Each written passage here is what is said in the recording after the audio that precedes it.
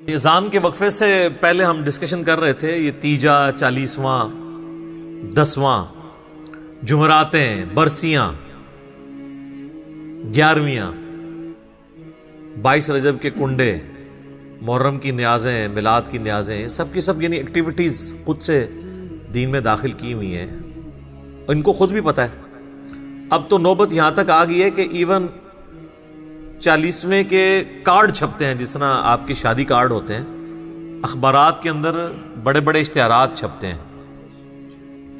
اچھا، یہ ہم کو مذاق اڑانے کے لیے نہیں کہہ رہے، اگر یہ سب کچھ جائز ہوتا نا، اس کے لیے ساری ایکٹیویٹیز آپ کریں، جو بھی ماڈرن طریقہ اڈاپٹ کریں۔ مثلاً اب کسی کا جنازہ ہے اور آپ نے اناؤنسمنٹ کرنی ہے، تو ظاہر ہے کہ آپ فیس بک پہ لگائیں، واٹس ایپ گروپس میں شیئر کریں، تاکہ زیادہ سے زیادہ لوگ اس کے جنازے میں شامل ہوں۔ اخبار میں بھی دے دیں، کوئی حرج نہیں، یہ تو ایک دین کی بنیادی ایکٹیویٹیز ہے نا جنازہ پڑھنا۔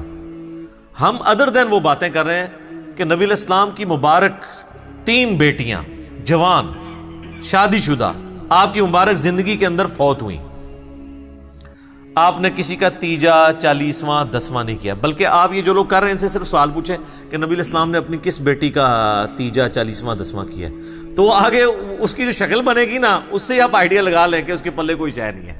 وہ خود ہی کہے گا جی وہ تو کوئی اس طرح تو نبی علیہ السلام نے تو نہیں کیا۔ تو جو چیز نبی علیہ السلام نے تعلیم نہیں فرمائی وہ آپ نے خود سے دین کے اندر داخل کی ہوئی ہے، اور باقی لوگوں کو اتنا پابند کر دیا کہ جو نہیں کرواتا وہ کہتے ہیں دیکھو جی اس کا باپ مر گیا، اس کی ماں مر گئی، اس نے تو کچھ بھی نہیں کیا۔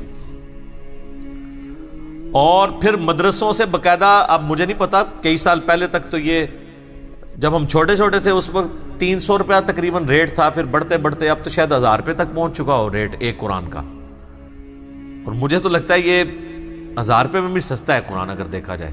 ہو سکتا ہے 3 دفعہ سورہ اخلاص پڑھ کے ہی آپ کو دیتے ہوں ایک قرآن۔ تو یعنی قرآن اس لیے نازل ہوا تھا کہ آپ مردوں کو زبردستی اللہ سے بخشوائیں گے اس کے ذریعے۔ آپ کے پنجاب میں ایسی جگہ بھی ہیں جہاں پر 40 دن کے لیے خیمہ لگ جاتا ہے قبر کے اوپر، اور شفٹوں میں حافظ قرآن پڑھ رہے ہوتے ہیں، اور ان کا یہ عقیدہ ہے کہ بھی جیسے ہی لوگ یہاں سے ہٹتے ہیں نا، پھر فرشتے آتے ہیں سوال کے لیے، وہ کہتے ہیں 40 دن آتے رہیں گے، تنگ آ کے چھوڑ ہی دیں گے۔ ہاں ٹھیک ہے نا، وہ 40 دن پورے کرواتے ہیں۔ اس لیے میں کہتا ہوں کہ جی قرآن تو امتیوں نے ایسا پڑھا ہے کہ نعوذ باللہ صحابہ کو بھی شرمندہ کرے۔ بھئی کسی صحابی کے مرنے پہ تو 40 دن تک تو وہ قرآن نہیں اس کی قبر پہ پڑھتا ہوگا، یعنی امت نے سلف کو بھی شرمندہ کر دیا ہے، خلف نے سلف کو شرمندہ کر دیا ہے، اتنا زیادہ قرآن پڑھا ہے۔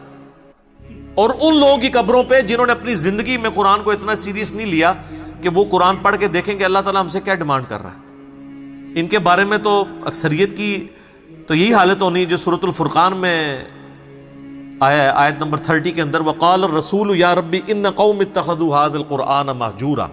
رسول اللہ شکایت کریں گے کہ میری امت نے قرآن کو پیٹھ کے پیچھے ڈال دیا تھا، میری قوم نے قرآن کو پیٹھ کے پیچھے ڈال دیا تھا۔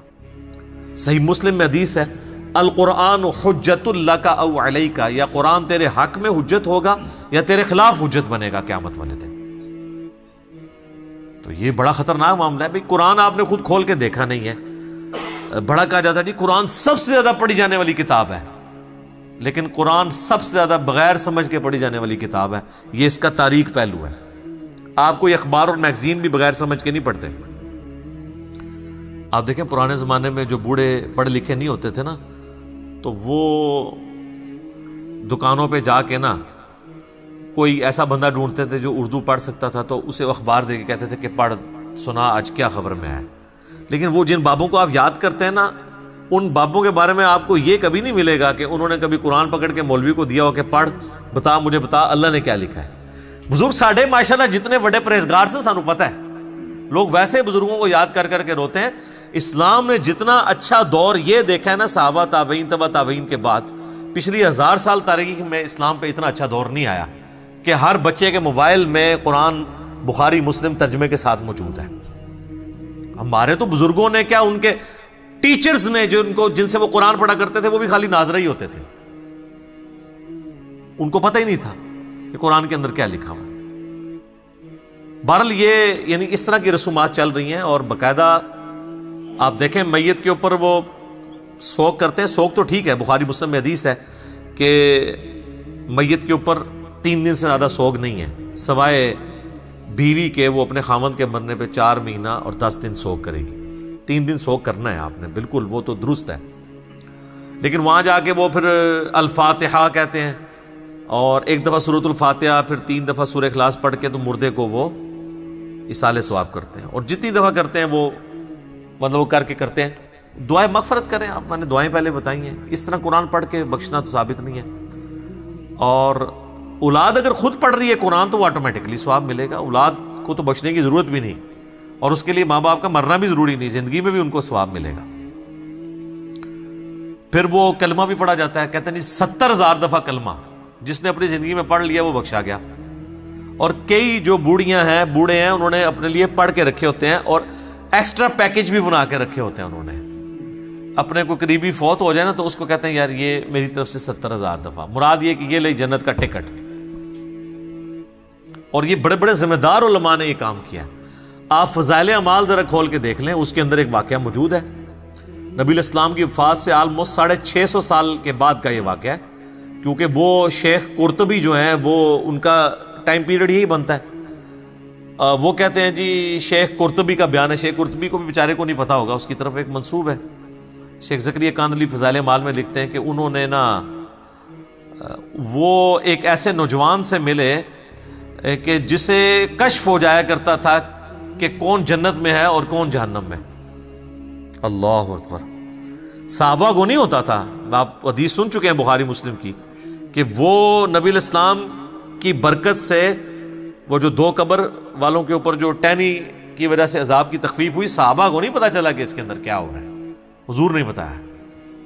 بلکہ مسلم شریف میں تو الفاظ ہیں آگے کہ میں نے ارادہ کیا کہ میں اللہ سے دعا کروں کہ تمہیں عذاب قبر سنوا دے، لیکن پھر مجھے ڈر ہوا کہ تم اپنے مردوں کو دفنانا چھوڑ دو گے. تو صحابہ نے تو سنا بھی نہیں، دیکھنا تو بڑی دور کی بات ہے. بخاری اور مسلم دونوں میں حدیث ہے. ایک مدعم نامی غلام تھا حضور کا جو آپ کی سواری کا کجاوا کسا کرتا تھا. غزوہ خیبر کے موقع پر ایک نامعلوم تیر لگا اور وہ شہید ہو گیا. صحابہ نے کہا یہ تو سیدھا جنتی ہے، حضور کا خدمت گزار ہے. ظاہر ہے جی ہم بھی ہوں تو یہی کہیں. آپ فرمایا تم جنت کی بشارت دے رہے ہو. اس نے مال غنیمت سے ایک چادر چوری کی تھی، اللہ نے مجھے دکھایا وہ آگ کی بنا کے اس پر ڈال دی گئی ہے. اب باقی اصحاب میں سے اگر کسی نے ایک رسی بھی چھوٹی سی یہ سمجھ کے اٹھائی کہ مال غنیمت میں اس کی کیا ویٹیج ہے اور گھر لے گیا تھا، فوراً گھروں کو باغے لا کے حضور کے پاس جمع کروائی کہ بھئی یہ آپ ہوتے تو آپ کہتے جو کچھ بھی ہیں تیرے محبوب کی امت سے ہیں. تو محبوب کے ساتھ جو ڈائریکٹلی اٹیچ بندہ ہے اس کو اس نسبت نے کام نہیں دیا جب اس نے کام غلط کیا. کیونکہ محبوب کے ساتھ تو آپ کی رشتہ داری ہو سکتی ہے، اللہ کا کوئی رشتہ دار نہیں ہے سر. اللہ کے ساتھ کسی کی رشتہ داری نہیں ہے. تو آپ جو مرضی لوگوں کے بارے میں فیصلہ کریں. بال وہ شیخ قرطبی کہتے ہیں کہ جی اس نے نوجوان نے چیخ ماری، اس نے کہا میری ماں کو جہنم کی جانب لے کے جا رہے ہیں فرشتے. تو وہ شیخ کہتے ہیں کہ میں نے دل میں ارادہ کیا کہ میں نے یہ سنا ہے کہ جو 70,000 دفعہ کلمہ پڑھ لے اس کی مغفرت ہو جاتی ہے. تو کہتے ہیں میں نے اس کی تصدیق کرنی تھی کہ یہ جو کہتے ہیں نا آواز آئی، پتہ نہیں یہ آواز ٹھیک آئی ہوئی ہے کہ غلط، قرآن حدیث میں تو کہیں نہیں ہے. تو کہتے ہیں میں نے دل ہی دل میں نا وہ 70,000 دفعہ کلمہ پڑھا ہوا TCS کروا دیا کوریئر سروس کے تھرو، اور دل میں نے نیت کی کہ میں اس کی ماں کو بخشتا ہوں. کہتے ہیں تھوڑی دیر بعد وہ نوجوان مسکرانا شروع ہو گیا کہ وہ 70,000 دفعہ کلمہ اسے پہنچ گیا ہے، اس کی وجہ سے اس کے لیے جنت کا فیصلہ ہو گیا. اور شیخ فرماتے ہیں مجھے اس واقعے سے 2 چیزوں کی تصدیق ہو گئی. ایک تو یہ تصدیق ہوگی کہ یہ صاحب کشف جو ہے یہ صحیح ہے، واقعی اس نے دیکھا ہے، یعنی وہ جہنم سے جنت کا فیصلہ ہوا ہے. دوسرا مجھے یہ بھی تصدیق ہوگی کہ 70,000 دفعہ کلمہ اگر کسی کو TCS کروا دیا جائے ارجنٹ میل سروس کے تھرو تو اس کی وجہ سے اس کی مغفرت ہو جاتی ہے. یہ ان کا معیار ہے چیزوں کو چیک کرنے کا، کہانیاں بنانے کا، ان میں رنگ بھرنے کا. تو سر جب آپ لوگوں کو یہ چیز بتائیں گے تو لوگ تسبیح پہ لا الہ الا اللہ کلمہ ہی پڑھیں گے نا، پھر قرآن تو نہیں ترجمے سے پڑھیں گے. اتنی ٹینشن لینے کی کیا ضرورت ہے کہ قرآن ترجمے سے پڑھو پھر اس پہ عمل کرو پھر اس کی تبلیغ کرو. اس کی بجائے چپ کر کے 70,000 دفعہ کلمہ پڑھ لو، دیٹس آل. اور آپ پڑھ لو اور سب کی طرف سے ایک دفعہ پڑھ لو، عیاشی کی زندگی گزارو. کس غیر محسوس طریقے سے انہوں نے امت کا جنازہ نکالا ہے. اسی کی آپ باقیات آپ دیکھ لیں، پھر لے کے بیٹھے ہوتے ہیں گٹلیوں پہ. وہ کہتے ہیں 1.25 لاکھ دفعہ آیت کریمہ، 1.25 लाख दफ़ा जनाब कलमा, और फिर बाकायदा जब दुआ हो रही होती है तो उसमें बताया जाता है कि इतने कुरान, इतना कलमा, अच्छा जी, और फिर ये बताया जाता है जी तीसरा कलमा इतनी दफ़ा, तीसरा कलमा ज़्यादा से आता है ना, पहला कलमा इतनी दफ़ा, दुरूद शरीफ इतनी दफ़ा। और जो बीच में कुछ लुच तलने वाले होते हैं ना, वो दुआ के दौरान भी कह देते हैं कि जी 1000 दफ़ा जो है ना सूरह इखलास मेरी तरफ पूरी पाओ,